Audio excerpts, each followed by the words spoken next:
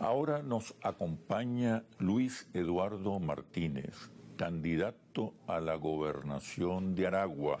Está respaldado por más de 20 partidos políticos. Luis Eduardo Martínez nació en Maracay, en el estado de Aragua. Es ingeniero agrónomo egresado de la Universidad de Oriente, con especialización en administración agrícola.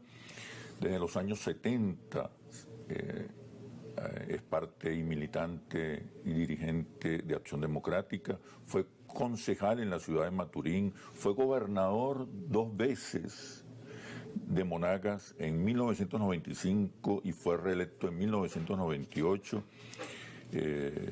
Durante una parte de su vida se dedicó a la actividad académica, cursó varios posgrados y especializaciones en universidades como Harvard, Universidad Argentina de la Empresa, Universidad Complutense de Madrid, George Washington, y en el 2011 asume la rectoría de la Universidad Tecnológica del Centro.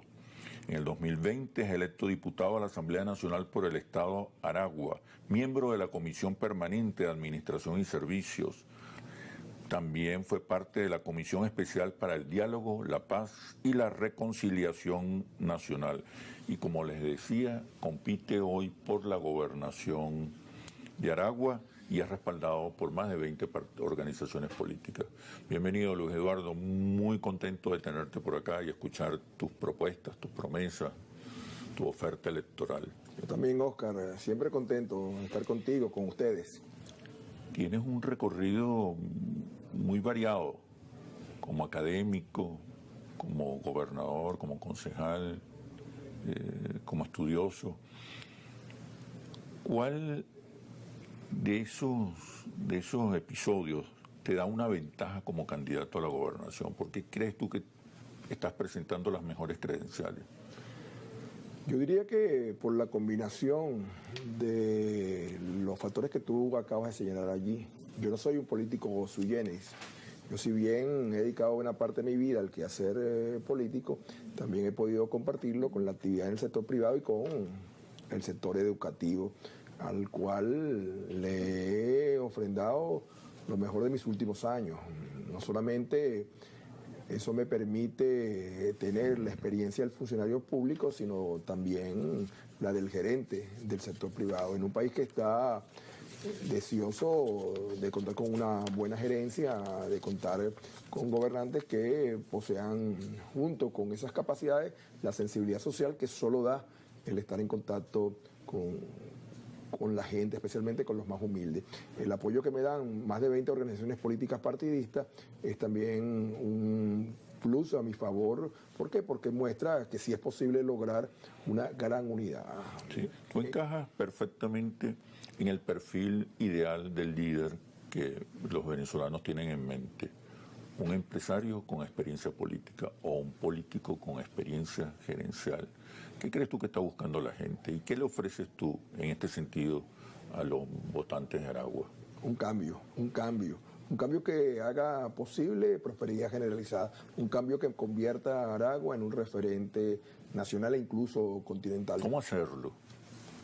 En unión, en unidad, en estrecha simbiosis con todos los factores de la vida regional, pero también con los elementos del poder en Venezuela y con el concurso de la participación de sectores internacionales. Yo creo fundamentalmente que es necesario que emprendedores, empresarios, trabajadores, académicos, universitarios, políticos de cualquier signo, nos pongamos a trabajar juntos. Si hay algo que he proclamado una y otra vez, que no saldremos de esta recurrente crisis hasta que no tengamos la capacidad de entendernos, de consensuar y de ponernos a empujar juntos para que el país salga adelante.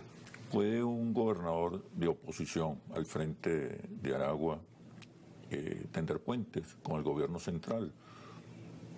¿Sigue existiendo la polarización? ¿Sigue siendo difícil crear consensos, conciliar y trabajar juntos? Oscar, perdona que me extienda un poco más en esta respuesta, pero es fundamental. Yo ya fui gobernador, además fui gobernador cuando era un muchacho, tenía poco más de 30 años. Cuando me eligieron la primera vez, yo recuerdo que tomé la decisión de ir a invitar al presidente de la República entonces, Rafael Caldera, a mi juramentación. Eso me provocó grandes críticas entre mis partidarios. ¿Cómo iba a invitar a un presidente que militaba en un partido distinto al mío? Pero yo fui a Miraflores, le llevé la invitación al presidente, se sorprendió, me prometió que iba a ir, como en efecto fue, pero cuando salgo del despacho presidencial me entrevistaron varios periodistas.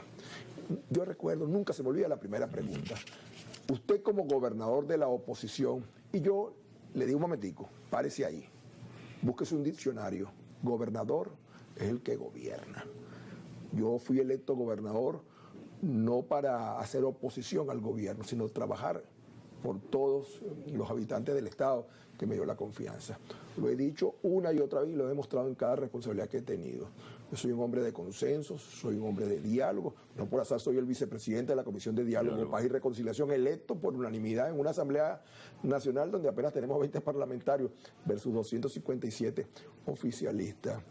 Yo tengo la capacidad no solamente de tender puentes, sino de hacer todo lo que sea necesario para gobernar en armonía con los distintos elementos del poder nacional y del poder municipal, porque en el caso de los gobernadores que sean electos en los próximos días van a tener que convivir y conviviremos con alcaldes y concejales que fueron electos hace unos años atrás. En definitiva, la principal obligación de un gobernador es gobernar para todos, absolutamente todos los habitantes de su entidad, y eso obliga a que tiene que entenderse y trabajar con todos los sectores de la vida nacional, regional y municipal. Y en mi caso está garantizado, porque esa es la otra ventaja de haber sido, que uno puede demostrar con hechos, no con palabras, las cosas en las cuales cree y cómo puede hacer las cosas mejor que cualquier otro que pudiera estarse presentando en este momento, que crea que la vía es la confrontación y el enfrentamiento. No es mi caso.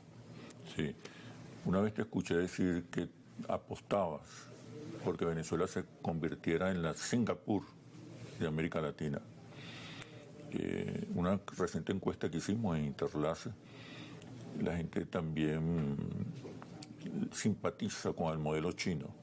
Bueno, yo estudié en China y como estudié en China conozco suficientemente el modelo. ¿Qué harías tú desde el punto de vista de la economía o en función del desarrollo económico en un país donde el 80% de los venezolanos señala a la economía como la principal preocupación?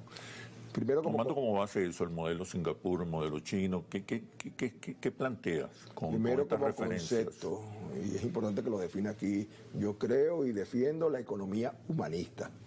Necesitamos una economía próspera, pero que toque y preserve la calidad de vida del ser humano. Una economía productiva y humana, dicen los venezolanos, la mayoría de los venezolanos. Entonces, en lo que se refiere ya a los elementos prácticos, nosotros tenemos que garantizar una apertura total para la empresa privada, apoyo a los emprendedores. Es necesario defender a todo evento la propiedad privada. Tenemos que captar capitales nacionales, privados y extranjeros. Tenemos que preparar proyectos que nos permitan acceder a los organismos multilaterales. Tenemos que hacer un frente todos los venezolanos para quitarnos de encima las sanciones, que es uno de los temas que hacen tan difícil el desempeño económico. Tenemos que mejorar muchísimo la educación. Yo soy rector de una universidad que está conceptuada, según los rankings, entre las mejores del continente. Pero ¿cuál es la clave de que hayamos obtenido esas calificaciones?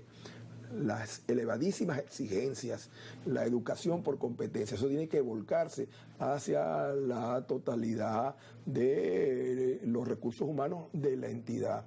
Yo estoy convencido que en la medida que repliquemos modelos como el que aprendí a admirar, como es el chino, te repito, donde estudié, pero también estudié en Estados Unidos, entonces tenemos la capacidad de fundir lo bueno de ambos modelos, de ambas economías, para hacer de Aragua un emporio. Así como creo que Venezuela tiene las condiciones efectivamente para un despegue aceleradísimo, no solo por los recursos naturales, sino por sus talentos, por su ubicación, en Aragua es todavía mucho más viable el que convierta la entidad en un referente para el país. Un estado industrial, fue un estado Lo fue, y muy eso es lo importante. triste.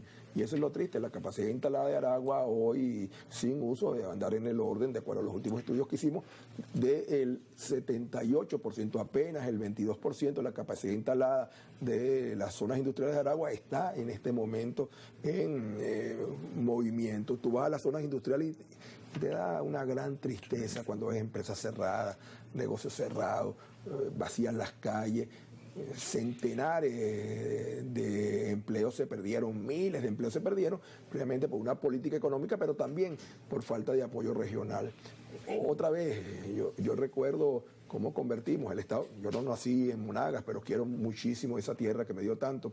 Cuando la convertimos en un elemento de verdadero ejemplo nacional, cuando implementamos un programa que se llamó Monagas Siglo XXI, que hizo posible, con el concurso de todos los sectores de la vida regional, con una planificación a largo plazo y adicionalmente a eso, con una serie de incentivos, que se instalaran empresas y se generaron infinitos números de empleo. ¿Y ahora qué piensas para Aragua? ¿Qué propones para Aragua? Tomando en cuenta, bueno, lo que acabas de decir, y que la gente no rechaza los extremos y está buscando una especie de modelo mixto entre socialismo y capitalismo, socialismo por el bienestar social, capitalismo por la